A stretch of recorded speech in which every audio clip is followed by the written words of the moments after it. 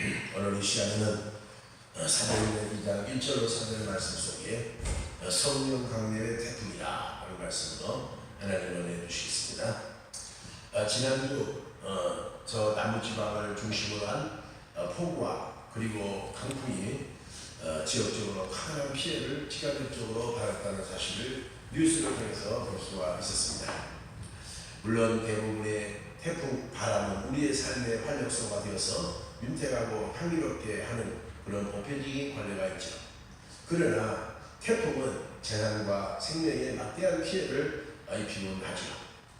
이처럼 이 세상 바람은 유익을 주는 경우도 있으나 반면에 그렇지 못한 경우도 허다죠. 그런데 성령의 태풍은 건전한 영적 바람으로서 결정적으로 유익을 가져준다는 것이죠. 오늘 본문 2절에 보면 호련히 하늘로부터 급하고 강한 바람과 같은 소리가 저희 하늘 온 집에 가득하여 라고 했죠. 여기에 성령 강림의 태풍이 주전 1세기경 마가 요한의 다락방에 모인 20명의 예수님의 제자들과 그 밖의 문도들에게 불어왔는데, 오늘 성령 강림절을 맞이해서 우리 교회와 한국교회가 더 나아가 우리의 가정과 직장 그리고 북한에까지 불어오기를 기원합니다. 출애굽기 16장에 보면 애굽을 출발해서 모세 영도를 받아 광야 40년 동안 하나님께서 매일 아침에 이슬기 내린 후에 만나를 주일내에 엿새 동안 내려서 60만 이스라엘 백성들에게 먹이셨고, 고기가 먹고 싶다거나 때는 바람을 불어서 매출한 이때들을 이스라엘 진에 나가게 하사 그들을 배불리 먹이셨는데, 성령의 바람은 우리의 영육의 삶을 풍요롭고 윤택하게 한다는 것이죠. 시편 135편 7절에 보니까 여호와께서 안개를 땅끝에서부터 일으키시며 비를 번개를 위에서 만드시며 바람을 그의 곳간에서 내시는도다 하고 했습니다. 마치 봄바람이 솔솔 불면 얼었던 대지를 녹여 하늘가는 새싹을 돋게 하사 소성케 하듯이 성령의 바람은 병든 영역을 소생시켜 치유하게 하시며 삶의 스트레스와 지친 우리 현대인들의 영역을 소성케 하고 회복시키죠. 더군다나 가을바람은 산들산들 불어서 곡식들을 바로 알차게 결실하게 하는 효과를 주듯이 성령의 바람 역시 옛 같은 사람을 새 사람으로 결실하게 하며 죄인을 의인되게 하는 열매를 맺게 하는 것이죠. 그래서 고린도서 12장 7절에 각 사람에게 성령의 나타남을 주시면 유익하게 하여 하십니다 하고 했지 않습니까? 그래서 오늘 성령 강림절을 맞이하여 오늘 본문을 중심으로 해서 몇 가지를 생각해 보겠습니다. 첫째로 성령 바람이 불어닥칠 수밖에 없었던 역사적 배경에 대해서 살펴봅니다. 본문 1절에 보면 오순절날이 이름에 저희가 한 곳에 모였더니 라고 했죠. 여기에 오순절은 6월절과 수장절과 함께 유대인의 3대 같은 큰 절기로서 6월절 이후에 50일째 되는 날에 드려졌다 해서 영어로 펜테코스타라, 즉 50일째라고 읽었죠.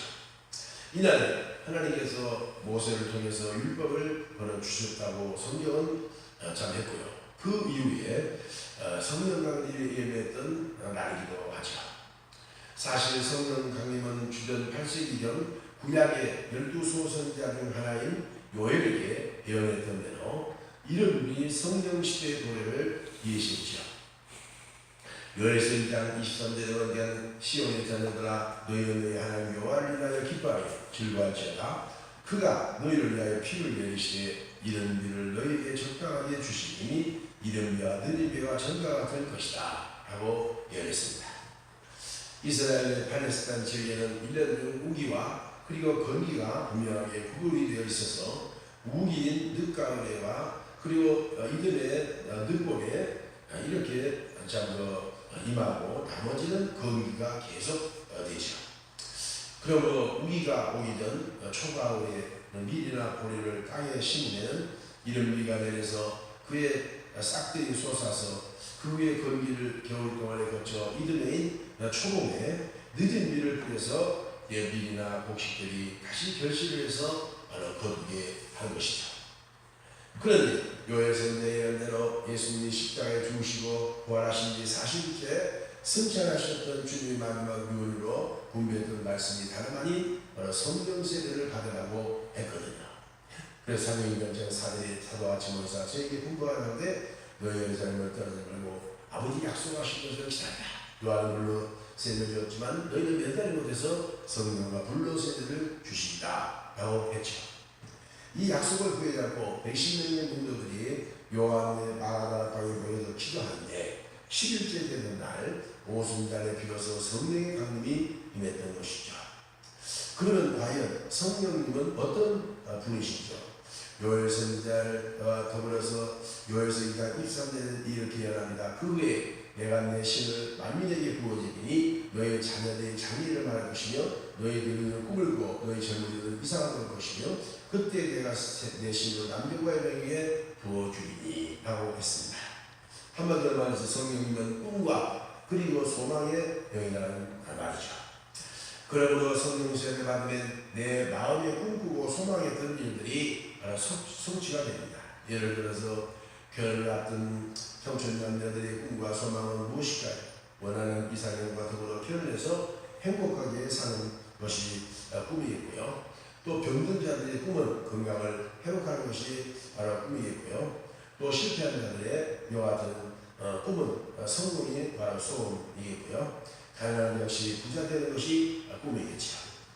더군다나 민족적 차원에서도 우리의 바로 꿈은 바로 남북 통일이겠는데 역시 성령이 임하면 가능할 것이다 라는 것이죠. 그래서 통일도 이 하나님의 성령의 강권의 의사로 동서가 서로 통일되는 그런 놀라운 역사를 우리 근대사에서 찾아볼 수 있지 않습니까? 요셉은 야곱의 12아들 중 11째로서 아브라함의 바로 증손자시요 또한 그가 어렸을 때부터 꿈이 많았던 소년으로서 그의 부모님을 해와 달이 그를 향해 절했고 그의 11 형제들인 요셉의 이와 같은 별을 향하여 전하는 꿈을 꿨는데 그 꿈대로 성취가 되어서 그리스도의 모형을 예시해주질 않았습니다. 그런데 그 꿈이 바로 성취했던 동기는 다름 아닌 성령이 충만했기 때문입니다. 창세기 41장 38절에 보면 바로가 그 신하들에게 이르되 이와 같이 하나님의 신에 감동된 자는 우리가 어찌 얻을 수 있으리요 하면서 당시 애국의 바로왕이 요셉이 성령 충만한 성령에 감동된 사람임을 그의 신하들에게 반드시 청구한다는 거죠. 이처럼 그리스도인들에게 선택이 아닌 필수적인 과제의 성령 세례를 등한시하고 소극적 자세로 죽어가기 때문에 우리의 청년들이 지금 방황하고 있지 않습니까? 일자리가 없다는 핑계를 내세워 전부 다 부모 탓하는 우리의 청년들에게 성령 세례를 받으면 이상적 비전을 볼 것이다 이 말입니다. 그래서 사도 바울도 교회 순회를 할 때마다 성령 세례를 강조했고요. 적극적인 성령 세례를 주장했는데 사도행전 19장에 보면 아카야 최대 도시 에베소서에 있을 때에 그 에베소 교회를 순회할 때 당시 아블로 목사님이 목회했던 이와 같은 상황인데 그 교인들에게 단도직입적으로 질문했던 내용이 무엇일까요? 사도행전 19장에 되니까 너희가 믿을 때 성령을 받았느냐? 라고 이렇게 단도직입적으로 질문하죠. 그때 에베소 교인들이 대답하기를 우리는 성령이 있음도 알지를 못하노라 라고 하자 바울이 논리적으로 성령 세례에 대한 것을 설교하고 후에 그들에게 암수하되 그들이 성령이 임하심으로 방언하고 예언도 했다라고 사도행전 19장 9절에 언급하고 있지 않습니까? 또한 에베소서 5장 18절에 보면은 술 취하지 말라 이는 방탕하니 오직 성령의 충만을 받으라 라고 사도 바울은 명령을 하죠. 성형 수술의 유행의 바람이 편성해서 여자들이 그 여자와 그 남자가 그 남자의 시대에 오늘날 사회에 심각한 부작용이 많은 것이 현실인데 오늘 성령 향연의 건전한 바람이 불어닥쳐야 우리 사회가 새롭게 바로 변화되고 새로운 것 같은 것으로 될 것이라고 생각합니다. 둘째, 성령 강림의 바람이 강력하게 불어닥칠 수밖에 없었던 결정적인 전제 조건에 관해서 생각해 봅니다. 본문 1절에 보면 저희가 다 같이 한 곳에 모였더니 라고 했거든요. 대개 모임이란 다 합리적일 수 없으면 계모임이니 또 다단계 모임이니 하는 모임은 불합리적인 모임이라고 할 수 있지만은 구역 모임이나 기도의 모임, 예배의 모임은 적극적으로 권장해야 될 합리적인 그런 모임 중의 모임이다 라고 할 수 있죠. 스바냐서 2장 1절에 수치를 모르는 백성들아 멀지어다 명령이 시행되기든 여호와의 진노가 임하시기든 그리할지어다 라고 했거든요. 양떼들은 목자들을 중심으로 모일 때 흉악한 이리떼들이나 포악한 사자떼들이 원숭하게 공격을 바로 목자가 지닌 그의 막대기와 지팡이로 지켜 주시기. 만약 목자 곁을 흩어져 이제 지면은 결국 사자나 곰들의 이와 같은 기습적인 공격을 받아 그들에게 먹힘을 당하고 만다는 것이다. 그러므로 한 마음을 갖고 하나님의 성전에 모여야 됩니다. 그렇지 않으면 마귀 시험을 받을 수가 있다 이 말입니다. 히브리서 10장 25절에 서로 돌아보아 사랑과 선행으로 경배하며 모이를 하는 어떤 사람 습관과 같이 하지 말고 오직 권하여 그날에 가까운 것으로 더욱 그리하자 라고 했지 않습니까?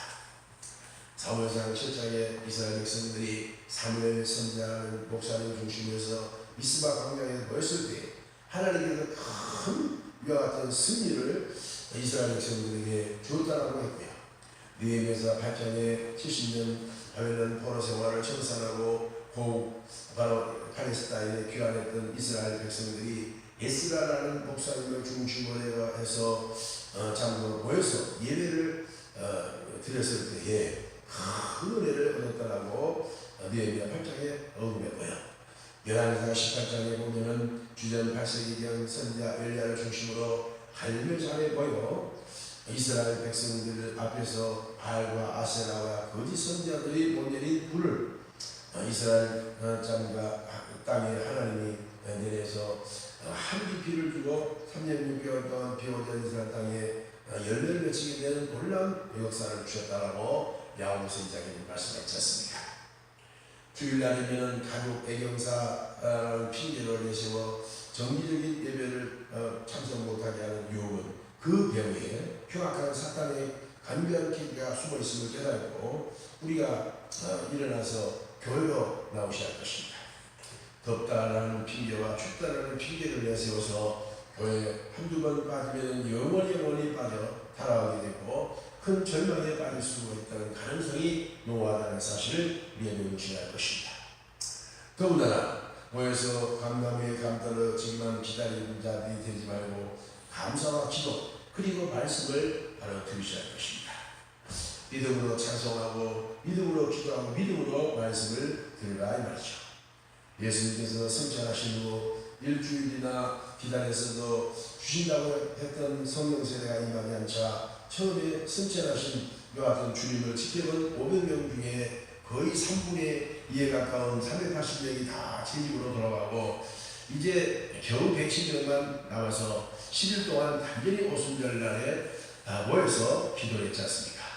그런데 어떤 결과가 나타났습니까? 주신다는 성령은 주시지 않다. 베드로 사도가 근원적으로 차원에서 고려하여 제시했던 것이 무엇이냐 합니까? 오늘 내린 110명의 사도 중에 이 12명의 사도들 중에 예수님을 바라보았던 원상의 가염유다 대신 마띠아를 제비로가 선출해서 대신 세워놓지 않습니까? 사도행전 1장 25절에 보면 제비로가 마띠아를 얻으니 저가 11사도의 수에 가입하니라 라고 있죠. 이처럼 맹목적으로 모여서 기도만 한다고 능사가 아니라 무너진 채널을 마띠아로 대신해서 믿음의 수축이 선행되어야 비로소 성령 강림이 일어난다는 것을 명심할 것이죠. 그래서 카톨릭 대신 마띠아를 수축하니까 사도행전 2장 1절에 비로소 어떤 역사가 나타났나요? 오순절날에 저희가 한 곳에 모였더니 원래 그가 강한 바람과 같은 성령이 저들이 각사님에 있어 당하고 회원됐더라 라고 했지 않습니까? 또 주전 9세기경 엘리야의 갈멜산에서도 하늘에서 성령의 불을 내려 승리하게 했던 근원적인 조건도 엘리야가 백성들을 당시 갈멜산 제단 중심으로 불러놓고 무너진 자들은 수축했다는 데서부터 시작되지 않습니까? 그래서 열왕기상 18장 30절에 엘리야가 무너진 제단을 수축하고 야곱의 두 지파의 돌을 채서 그것이 그걸 셋박해서 받고 하나님 앞에 기도하기를 아브라함 여사과 이삭을 여호와여 내가 하나님과 내가 여호와의 종됨을 알게 하옵소서. 여호와의 응답소서 하늘에서 또 불이 내려서 모든 번영과 재물과 그리고 돌과 흙을 태우고 도라이물과 핫하옵다 라고 그랬죠. 우리에게 무너진 재단이 무엇이라고 생각하십니까? 사랑과 믿음, 소망과 겸손 그리고 회개가 무너졌 또 감사가 무너졌다면 수축해야 되고 11조의 재단이 또한 성수주의 재단이 무너졌다면 다시 한번 회개하고 수축해야 되지 않겠습니다. 주전 6세기형 이스라엘이라는 선민이 범죄로 인하여 바벨론에 70년 동안 압지 생활을 했을 때 그들의 꿈은 해방을 얻기 위하여 그들은 필사적으로 회개하며 눈물로 기도를 했다고 했습니다. 시편 137편 1절은 우리가 바벨론의 여러 강면에 거기 앉아서 시온을 기억하며 울었도다. 그 중에 거듭나 후에 우리의 슬픔을 거느나니 이는 우리를 사로잡은 자가 거기서 우리에게 노래를 청하며 우리를 황폐한 자가 기쁨을 청하고 자기를 위하여 시온을 이루고 하나님을 노래하라 합니다. 아멘이죠. 참으로 포로된 이스라엘 백성들은 당시에 이 바벨론의 갑질에 의해서 말할 수 없는 그런 선업을 겪었을 때마다 그들은 낙심하지 않고 하나님께 회개하며 눈물로 기도했다 이 말이죠. 그런데 뒤늦게 깨닫고 눈물로 회개하며 무너진 자들을 수축한 결과 하나님께서 당시 포로된 이스라엘 백성들에게 어떤 선물을 주셨나요? 시편 116편 1절은 여호와께서 시온의 포로를 돌리실 때 우리가 꿈꾸는 같았더라. 그때 우리에는 웃음이 가득하였고 우리에는 찬양이 찼었도다 라고 했죠. 즉 꿈같은 일들이 현실로 이루어진 기쁨을 만끽할 수 있었던 근원적인 동기가 다름 아닌 눈물로 회개하며 하나님께로 돌아왔기 때문이죠.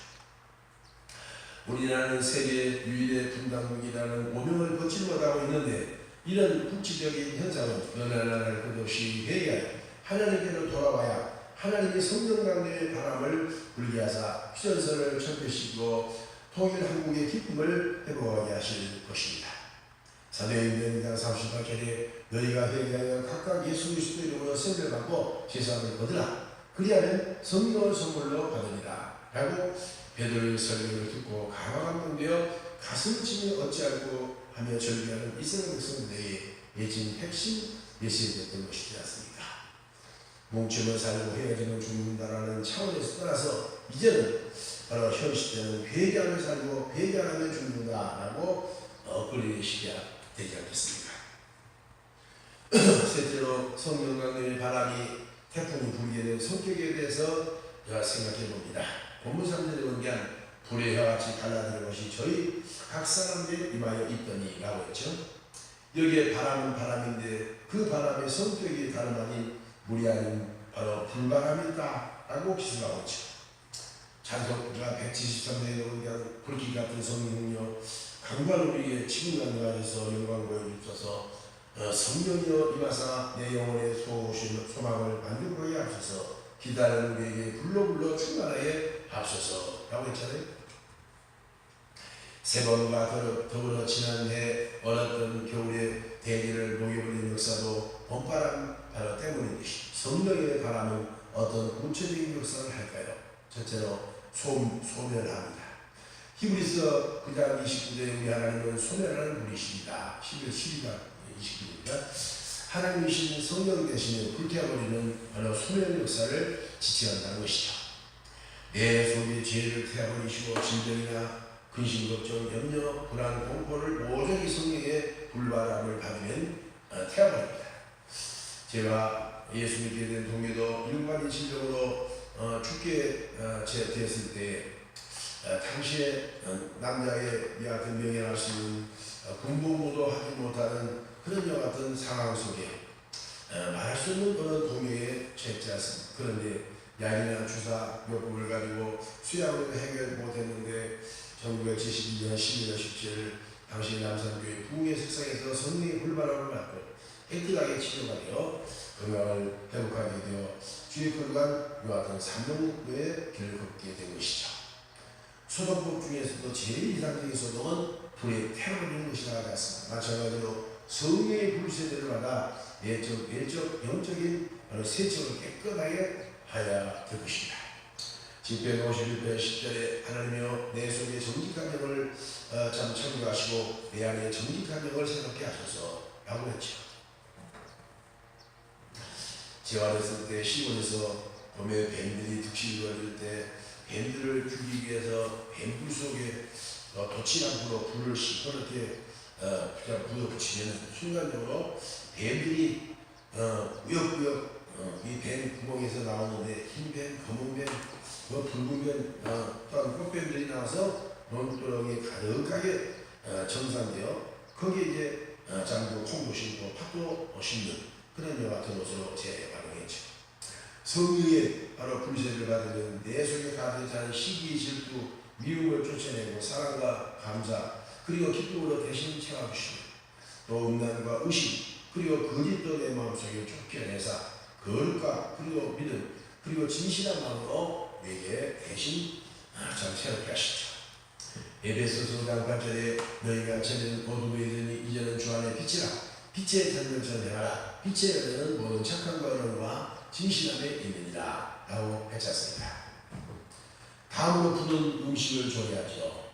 맛없는 음식을 불에 끓이거나 데쳐 나물로 무쳐놓고 또 갈비탕, 삼계탕, 삼겹살도 해서 드실 수 있을 뿐만 아니라 내가 즐기는 호박나물이나 가지나물도 불에 데쳐서 결국 무쳐서 비빔밥을 먹으면 그야말로 꿀맛이었습니다. 이처럼 성령의 불받기 전까지 설교 시간만 되면 집에서 졸리기만 한 내 병드신 분도 성령의 불세례를 받은 후에는 다 내일 말씀으로 아멘 아멘 하면서 큰 은혜를 받게 되죠. 니에미야 8장에 이스라엘 백성들이 수문학 광야에 모여 학사 에스라 목사님의 요하던 율법책을 읽을 때 백성들이 그 말씀을 듣고 반응이 뭐라고 했습니까? 깨달음이 다 울었더라 라고 니에미야 8장 8절에는 적어져 있습니다. 다음으로 굳은 어둠을 밝게 하죠. 사울이라는 청년이 개봉하게 되려는 얼마나 포악하고 남북했던 핍박자의 폭행을 악행했습니다.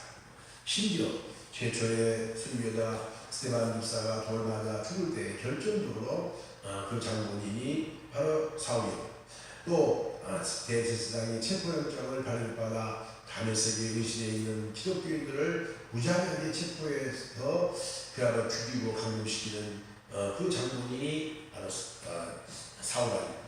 그런데 이처럼 어둠의 영에 사로잡혀 교회를 잠멸하고 각지마다 샅샅이 뒤져 남녀들을 끌어다가 감옥에 갇히는 것이 하나님께 충성하는 것으로 착각했던 사울이라는 청년이 다메섹 도상에서 교인들을 체포하는 도중에 큰 이 성령의 불을 보게 되죠. 사도행전 9장 3절에 사울이 향하여 다메섹에 가까이 가더니 호련히 하늘로부터 빛이 저를 둘러 비추느니라 했죠. 결국 만화가고 박한 사울의 심령 속에 이 불강력적인 성령의 여하튼 불이 가다에 어둠이 물러가 생명의 빛이신 그리스도의 영으로 충만하게 하사 핍박자 사울이 전도자 바울로 개종되고 신약성경 27권 절반에 가까운 로마서를 비롯한 14권을 기록했던 대신학자요 그 부흥사요 목회자로 거듭나게 하셨지 않습니까? 다음으로 굳은 능력을 상징합니다. 불이 소멸과 그리고 음식 조리 밝게 하는 역할 외에 불은 또한 능력을 의미하죠. 비행기가 활주로에서 비행벌레를 내려갈 때 수천만 톤에 가까운 동체가 불 때문에 하늘을 오르게 되고 자동차나 배도 역시 엔진에 불을 태워서 예시시켜 움직이지 않습니까? 이처럼 성령의 불을 받으면 능력을 받아 땅끝까지 전도하며 봉사하고 헌신하고 피곤치 않고 고민치 않다는 것이죠. 어디와 낭만에는 소년이나 피곤하고 장기가 넘어져갈 때 장국 독수리같이 날개치며 올라가는 그런 것이 걸어 피곤하고 달려도 고민치 않으라고 이사야 40장 27절로 31절은 말씀하지 않습니다. 이처럼 성령 받지 못한 요하던 상태에서 인위적인 요한 자력으로 전도나 신방, 봉사 헌신을 하면은 바로 쉽게 피곤하고 결국 시험에도 마지 않습니다. 예수님의 제자들 오십시오. 성령의 불세를 받기 전에 제자들은 변덕이 심해서 주를 버리거나 떠나지도 않으리라고 했던 호장되었던 그들의 것만은 주님이 십자가에 돌아가시고 거기에 뭐가 실망이 돼 막심이 된 제자들은 대부분이 다 주를 떠나고 결국 배신했지 않습니까? 수제자 베드로마저도 주를 3번이나 부인했고 마지막에는 저주하면서까지 했고 또한 예수님을 부활하셔서 그를 힘을 입고 나타난 제자들에게도 있었지만 예수님은 그럼에도 불구하고 찾아가셔서 그들을 성령 세례를 다시 받으라고 타일렀으며 권면하시지 않습니다. 누가복음 4장 49절에 내가 내 아버지 약속하신 것을 너희에게 보내리니 너희는 이제부터 능력을 입을 때까지 이 성에 유하라 하고 예수님이 다시 분부하시죠. 주님의 분부대로 제자들은 최후까지 성령 충만을 받고 능력을 얻어 밤까지 전도하다가 나중에는 순교의 제물로 하늘께 영광을 돌렸습니다. 다음으로 성령의 바람이 분 희한한 결심에 관해서 생각해 보기로 하겠습니다. 본문사절에 보니까 저희가 다 성령의 충만을 받고 성령이 말하시는 따라 다른 방언으로 가기를 시작했다 했거든요. 여기 성령 충만한 증거로 나타나는 결심이 방언이라고 했는데 방언에는 우리가 신학적으로 두 가지 종류가 있어요. 첫째는 은사방언이고 다음으로는 표적방언이죠. 은사방언은 본문 외에 사도행전 4군데에서 성령 충만한 사례가 나타나는데 사도행전 10장에 골로새 가정에 임했던 성령 세례와 사도행전 19장 에베소 교회에 임했던 성령 세례로 교육. 특히 본문에 다락방에 모인 110명의 문도들을 세계 각국에서 모여든 무리들이라고 사도행전 2장 8절로 10절에 분부했는데 그 분석한 결과가 13개국 사람이죠. 그들은 13개국의 각 방언과 그리고 언어가 달라지는 그들이 방언을 함으로써 서로가 서로의 방언을 알아낼 수 있었던 것이죠. 그래서 사도 바울은 고린도서 10장에 성령의 9가지 은사 중 방언이 은사를 8번째로 언급했는데 이 방언의 은사를 자신에게 덕을 세우는 역할을 한다고 했습니다. 그러나 너희가 1만마디 방언하느니 보다 차라리 깨어서 5마디의 교회에서 가르치는 은사가 있어 깨어 가르치는 더욱 낫다라고 고린도서 14장 19절에 강조하죠. 반면에 은사 방언 외에 표적 방언이 있는데요. 이것은 입술에서 나오는 말을 마음속에 성령께서 조절하게 하사 내뱉게 하시는 은사를 일컫죠. 그렇기 때문에 이 표적 방언은 절대적으로 교회의 유익을 준다는 것입니다. 그러면 구체적으로 성도들은 어떤 방언을 해야 할까요? 방언이란 언어, 즉 랭귀지라는 말이라는 건데 먼저 은혜스러운 말을 성령님은 하게 하시죠. 에베소서 4장 29절에 무릇 더러운 말은 너희 밖에도 내지 말고 오직 덕을 세우는 데 소용되는 대로 선한 말 하여 듣는 자들에게 은혜를 끼치게 하라. 하나님의 성령을 근심하지 말라. 그 안에 너희가 구속의 날까 인치심을 받았느니라 했거든요. 특히 우리가 자녀들이 부모들에게 저 늙은이라고 짓거린다거나 또 시어머니를 시험씨라고 짓거린다면 그것은 은혜스럽지 못한 막말이요. 이런 말은 성령님을 근심케 하고 하나님을 슬프게 하는 것이죠. 저는 우리 사회에 이렇게 막말이나 그리고 반말들이 범람으로 인해서 우리의 질서가 파괴된 여하튼 가정과 교회 그리고 직장 문화가 과연 어디서 비롯된 원인임을 곰곰이 묵상해서 생각해볼 기회를 갖습니다. 그런데 최종적으로 깨닫는 것은 성령께서 깨닫게 하시는 동기를 다름 아닌 저출산의 결정적인 원인이라는 것을 깨닫게 되죠. 지금도 세계적으로 다출산 나라인 이스라엘 민족 나라지 않습니까? 그들은 성경에 가르친 대로 생육 가운데 변상하는 땅에 충만하라는 주의 거룩한 율법에 가르친 대로 사람이 하는 죄라고 생각하면서 하나님이 주신 대로 낳고 그야말로 형제들, 누나, 동생들이 줄줄이 이렇게 잘 키웁니다. 과거 우리나라도 지금 한 70년 만에도 주신 대로 다 낳다 보니까 한 가정에 10명의 자녀들은 다 만나고 저희 형제들만도 우리 어머니가 11명을 낳았어요. 거의 다 죽고 5명까지 남지 않았습니다만, 그러나 옛날에 이렇게 많이 타산했어. 그래서 형제와 자매들끼리 형님 누나들은 동생에게 배려와 동정을 베풀어, 또 동생은 형님 언니들을 섬기고 바로 존경함으로 자연적으로 책에서도 배울 수 없었던 바로 인성이 전부 완성이 되고, 그리고 모든 이와 같은 예의 범절이 그대로 전수가 된 것이죠. 그 결과 직장이나 사회 그리고 교회에서도 위계 질서를 지키고 섬기며 배려, 존경하며 동정하는 명분 미생들로 완성되지 않습니다. 그런데 최근에는 저출산이라는 잘못된 바로 유행의 바람에 한두 명만 낳고 아예 안 낳다 보니까 부모님이 과잉 탓으로 자녀들의 이와 같은 섬김만 받으려가지 섬기려 배려할 줄 모르는 무리한 이와 같은 우리 젊은이들이 태반이라. 그나마도 교회 나와서 성령세라도 받으면 인성이 원망이 회복이 되는데, 형식적으로 신앙생활을 하다가 아예 교회와 등진 아이들이 우리 얼마나 많습니다. 한마디로 말해서 살았다는 걸 가졌으나 죽은 자라고 획득했던 사도 참 요한을 통해서 성령이 사대교회의 산송장이라고 이렇게 말했던 것처럼 살았다는 이름을 아니라 죽은 그런 것 같은 산송장 같은 영적 사람, 우리 자녀들 얼마나 많고, 우리 사회에 이런 것 같은 아직도 미성숙한 그런 인격과 품성을 가진 사람들이 많습니다. 그러므로 뒤늦게라도 바로 엄연한 창조의 질서를 깨닫지 못하면 이 땅에는 결국 소망이 없다는 것을 우리는 깨달아야 될 것입니다. 강로 긍정적인 말, 즉 방언은 성령을 하게 하십니다. 뇌에 입에서 나오는 실로 그 집어짓듯이 사람의 입에서 나오는 말로 그 인생의 성공과 실패, 행복과 불행의 집이 완성되는데, 성령님은 부정적인 말을 해서 부정적인 인생을 짓게 하시고 긍정적인 말을 해서 긍정적인 인생의 집을 짓게 하시죠. 컵 속에 물이 반쯤 채워졌을 때 부정적인 눈동자를 가진 사람은 물이 반밖에 없네 라고 내뱉지만, 긍정적인 눈을 가진 자의 말은 물이 반이나 있네 라고 말한다는 것이죠.